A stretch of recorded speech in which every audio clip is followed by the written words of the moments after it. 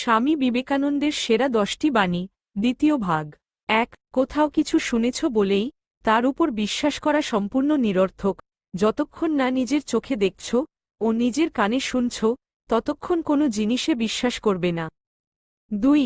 এটা কখনো বলবে না, তুমি যা চেয়েছ ভগবান তোমায় দেয়নি, কারণ তিনি তোমায় সর্বক্ষমতা প্রদান করেছেন তোমার নিজের সমস্ত প্রয়োজন পূর্ণ করার জন্য, তুমি নিজে অসফল তোমার কর্মের জন্য।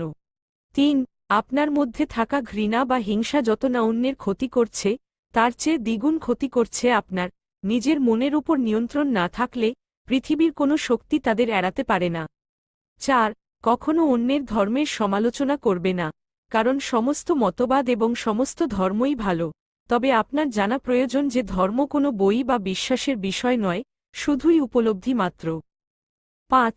যে কোনো একটা ভাবনা মাথায় আনো, সেই একটা ভাবনাকেই তোমার জীবন করে ফেলো, সেটা নিয়েই ভাবো, সেটা নিয়েই স্বপ্ন দেখো, সেটা নিয়েই বাঁচো, সেই ভাবনাকে বাস্তবায়িত করতে তোমার মস্তিষ্ক, তোমার পেশি, তোমার শরীরের প্রত্যেকটি অঙ্গকে কাজে লাগাও, এই পথেই সাফল্য আসবে।